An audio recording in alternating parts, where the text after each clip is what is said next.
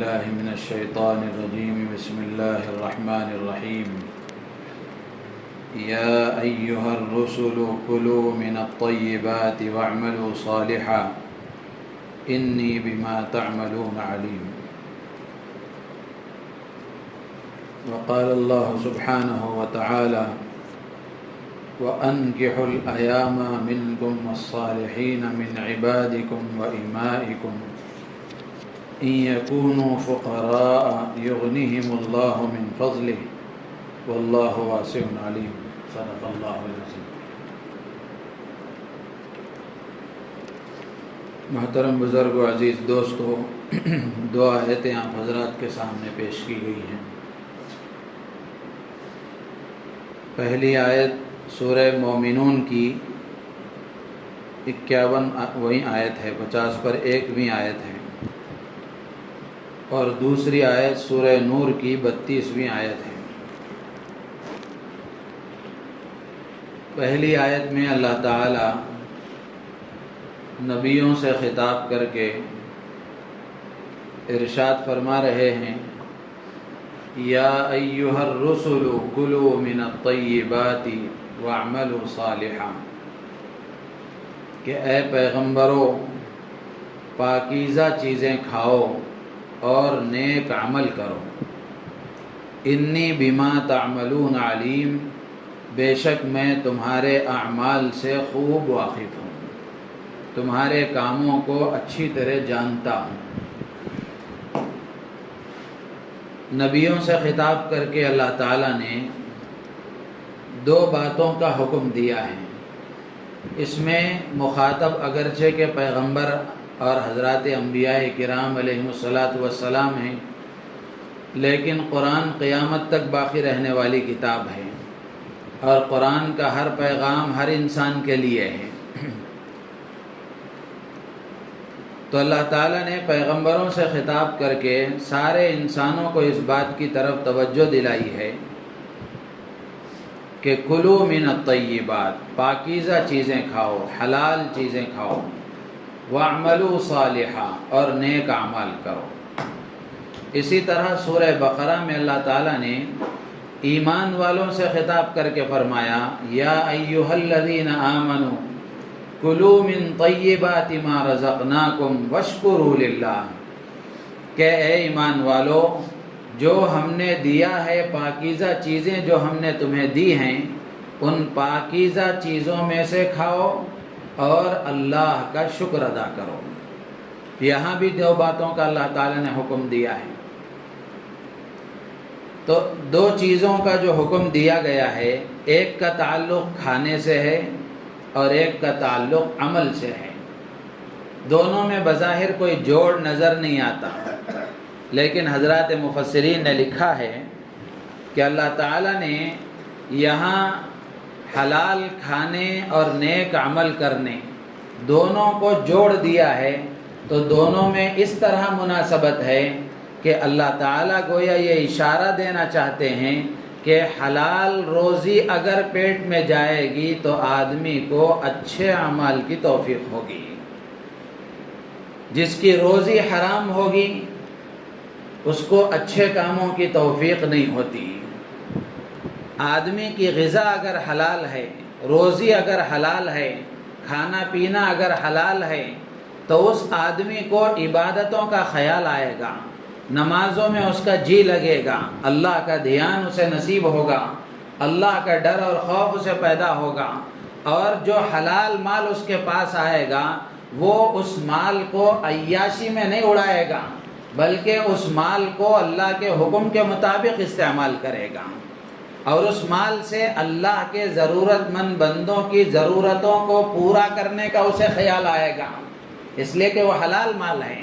اور حلال مال کا یہ اثر ہے کہ آدمی کی طبیعت اللہ کے حکم کی طرف چلتی ہے، آدمی کی طبیعت اللہ کے حکم کی طرف چلتی ہے، عبادتوں میں اسے مزہ آتا ہے، اللہ کی اطاعت میں اس کا دل لگتا ہے، اللہ کے حکم کے پورا کرنے کا ہر حال میں اسے خیال آتا ہے۔ اور جس کی غذا حرام ہوتی ہے اس کا جی نمازوں میں نہیں لگتا، عبادتوں کی طرف اس کا دھیان نہیں جاتا، عبادتیں اس کو بوجھ معلوم ہوتی ہیں، اور مال وہ عیاشی میں اڑاتا ہے اور اس مال سے اللہ کے بندوں کی ضرورتوں کو پورا کرنے کا اسے خیال نہیں آتا، تو یہ حرام غذا کا اثر ہے۔ تو آج امت مسلمہ میں ہم غور کر کے دیکھیں، امت کا ایک بڑا طبقہ نماز سے غافل ہے، دین سے غافل ہے، اللہ کے احکامات سے غافل ہے، تو اس کی جہاں بہت ساری وجوہات ہیں، بہت سارے اس کے اسباب ہیں، ان میں سے ایک بڑا سبب حرام غذا کا ہے، ان میں سے ایک بڑا سبب حرام لقمے کا پیٹ میں جانا ہے۔ آپ ہر آدمی اپنے بارے میں غور کر کے دیکھیں اور معاشرے پر نظر ڈال کر کے دیکھیں، آج مسلمان حرام کاروباروں میں مبتلا ہو گئے ہیں، سود کا شکار ہو گئے، سودی قرضوں کا شکار ہو گئے، ناجائز طریقے سے کمانے کے جو طریقے ہیں ان میں لگ گئے ہیں۔ تو اس لیے اللہ تعالیٰ فرماتے ہیں کہ حلال روزی کھائیں گے تو نیک اعمال کی توفیق ہوگی، حلال روزی کھائیں گے تو اللہ کے شکر کی توفیق ہوگی، اور اللہ کا شکر یہی ہے کہ اللہ نے جن کاموں کے کرنے کا حکم دیا ہے ان کاموں کو کرے، اور جن سے بچنے کا حکم دیا ہے ان سے بچے، یہی شکر ہے، یہ عملی شکر ہے۔ ایک شکر ہے زبان سے آدمی کہے الحمدللہ، اللہ کا شکر ہے، یہ اللہ کی دی ہوئی نعمت ہے، یہ زبانی شکر ہے۔ عملی شکر یہ ہے کہ آدمی اپنے بدن کو، اپنے اعضاء و جوارح کو اللہ کی اطاعت میں لگائیں، اللہ کے حکم کے مطابق استعمال کریں۔ جب حلال غذا آدمی کے پیٹ میں جاتی ہے تو پھر آنکھیں غلط نہیں دیکھتی، زبان غلط نہیں بولتی، کان غلط نہیں سنتے، ہاتھ و پیر غلط استعمال نہیں ہوتے، اور دل دماغ میں گندے خیالات نہیں آتے، اللہ کی اطاعت میں اس کا دل لگتا ہے، نمازوں کی طرف اس کا دھیان جاتا ہے اور نمازوں کا اس کو خیال آتا ہے، نمازوں کے چھوٹ جانے پر اسے افسوس ہوتا ہے اور نماز پڑھ لینے پر اس کو خوشی ہوتی ہے۔ تو اس لیے ہم میں سے ہر ایک کی ذمہ داری ہے، ہر مسلمان مرد و عورت کی ذمہ داری ہے کہ وہ حلال غذا کے کھانے کا اہتمام کرے، بھلے تھوڑی ہو، 2 وقت ہم کھائیں گے لیکن حلال کھائیں گے، 4 وقت کھا کر حرام کھانے سے 1 وقت ہم کھا لیں، 2 وقت ہم کھا لیں، حلال کھائیں گے، حرام نہیں کھائیں گے۔ صحابہ کے واقعات ہیں۔ ایک مرتبہ ایک صحابی گھر میں آئے، آ کر معلوم کیا کہ گھر میں کچھ ہے، تو گھر میں کچھ نہیں تھا، وہ رات گزر گئی۔ دوسرے دن جب کام کے لیے وہ نکلنے لگے، کام کو جانے لگے، تو ان کی اہلیہ دروازے تک آئی، آ کر ان کو دعا دیتی ہوئی ان کو ان کی اہلیہ نے رخصت کیا۔ وہ چلے گئے، جا کر انہوں نے کام تلاش کیا، لیکن اس دن بھی ان کو کوئی کام نہیں ملا، واپس آ گئے۔ یہاں رک کر ایک بات یہ بھی عرض کرنا ہے کہ یہ سنت طریقہ ہے، مسنون طریقہ ہے، اور گھروں میں محبت پیدا کرنے والا طریقہ ہے کہ شوہر جب گھر سے جانے لگے تو بیوی دروازے تک آ کر اسے رخصت کرے، یہ طریقہ ہے۔ اور جب شوہر گھر میں آئے تو بیوی کی یہ ذمہ داری ہے کہ بیوی دروازے پر اس کا استقبال کرے۔ یہ سب محبت پیدا کرنے والی چیزیں ہیں، لیکن آج ہم گھروں میں دیکھ لیں کیا صورتحال ہے۔ بیوی کہاں اپنا موبائل میں لگی ہوئی رہتی ہے، یا اپنے کچن میں لگی ہوئی رہتی ہے، یا کپڑے دھونے میں لگی ہوئی رہتی ہے، اور شوہر کب آتا ہے کب جاتا ہے اسے کوئی لینا دینا نہیں ہے۔ یہ بھی ایک طریقہ ہے۔ اللہ کے نبی علیہ الصلاۃ والسلام نے جو طریقے سکھائے ہیں وہ ان طریقوں میں محبت ہے، ان طریقوں میں نور ہے، ان طریقوں میں الفت ہے۔ تو اس صحابی کو ان کی اہلیہ نے دعا دیتے ہوئے رخصت کیا، لیکن شام میں واپس آئے، اس دن بھی کچھ نہیں ملا، رات گزر گئی اسی طرح فاقے کے ساتھ۔ دوسرے دن پھر نکلے، بیوی نے اسی طرح دعا دیتے ہوئے رخصت کیا۔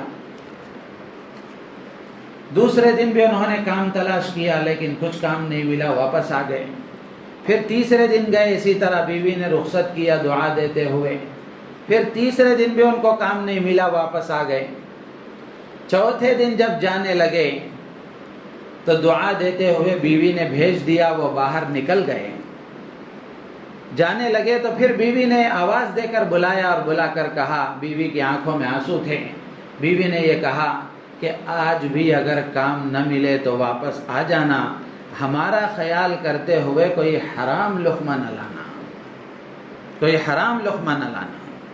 آج بھی کچھ نہ ملے تو کوئی حرج کی بات نہیں ہے، ہم فاقہ کر لیں گے، لیکن حرام کا لقمہ اپنے پیٹ میں جانے نہیں دیں گے۔ یہ جذبے تھے حضرات صحابہ کے، یہ جذبے تھے حضرات صحابیات کے۔ تو حلال غذا کا بڑا اثر ہے، اور حرام ہر حال میں پریشانی کا سبب ہے۔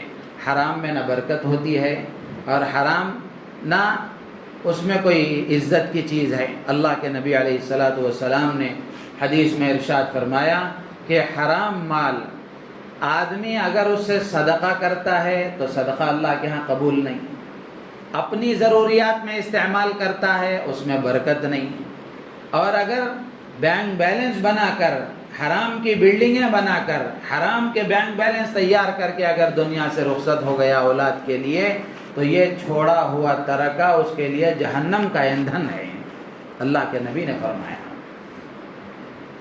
تو حرام مال ہر حال میں پریشانی کا سبب ہے، بلکہ حضرت سفیان ثوری رحمۃ اللہ علیہ فرمایا کرتے تھے کہ حرام مال سے صدقہ کرنا ایسا ہے جیسے کسی کپڑے پر پاخانہ لگا ہو تو اس کو پیشاب سے دھونا۔ پیشاب سے اگر آپ دھوئیں گے تو جو ظاہری نجاست پاخانے کی اس پر لگی ہے، پیشاب چونکہ پتلا پانی ہوتا ہے تو اس کی وجہ سے وہ نجاست تو چلے جائے گی، لیکن کپڑا پاک نہیں ہوگا، کپڑا پاک نہیں ہوگا۔ بالکل اسی طریقے سے حرام مال آدمی اگر صدقہ کرے گا، وقتی طور پر کسی غریب کی ضرورت پوری ہو جائے گی، لیکن اس کو صدقے کا ثواب نہیں ملے گا، صدقے کی برکتیں حاصل نہیں ہوں گی، صدقے کے فائدے اسے حاصل نہیں ہوں گے۔ تو اس لیے اللہ نے حکم دیا، ایمان والوں سے بھی خطاب فرمایا اور نبیوں سے بھی خطاب فرمایا۔ نبیوں سے خطاب کر کے گویا اس بات کی اور اس عمل کی اہمیت کو بتانا مقصود ہے، ورنہ تو انبیاء سے یہ تصور ہی نہیں ہو سکتا کہ کوئی حرام کا لقمہ ان کے پیٹ میں جائے۔ تو نبیوں سے خطاب کر کے دراصل اس کی عظمت کو، اس کی اہمیت کو بتانا مقصود ہے کہ حلال روزی کا استعمال کرنا کتنا بڑا کام ہے۔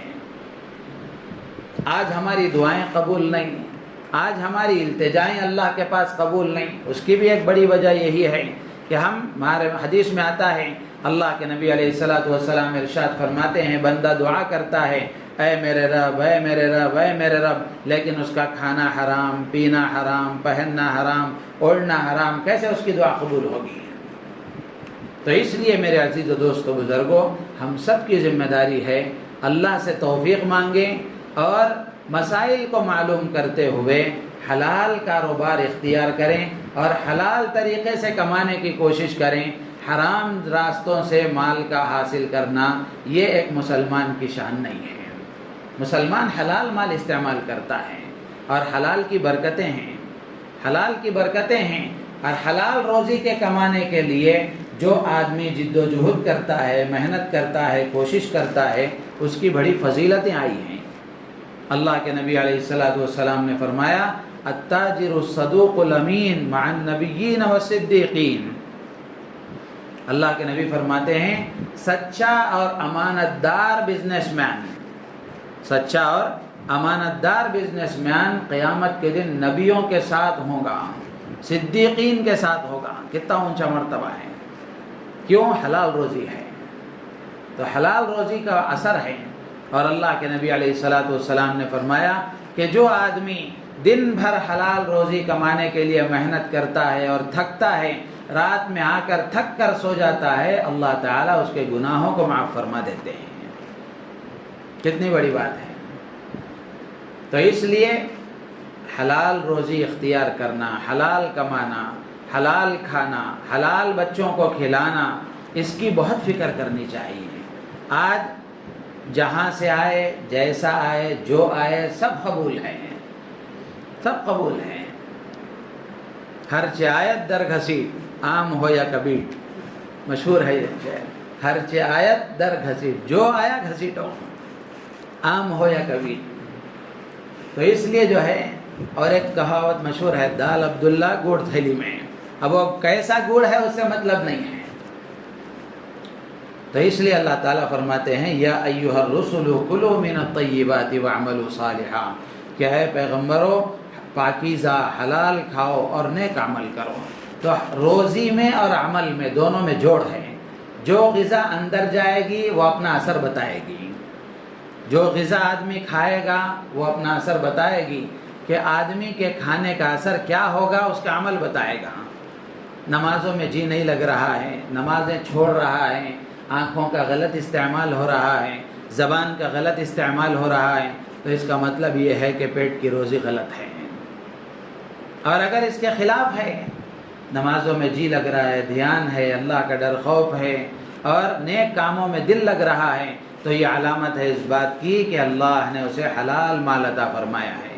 تو اللہ کے نبی علیہ الصلوۃ والسلام کی دعاؤں میں ہے اللہم انی اسألک علما نافعا ورزقا واسعا، کہ اللہ مجھے نفع دینے والا علم میں تجھ سے مانگتا ہوں اور وسیع اور کشادہ روزی تجھ سے مانگتا ہوں۔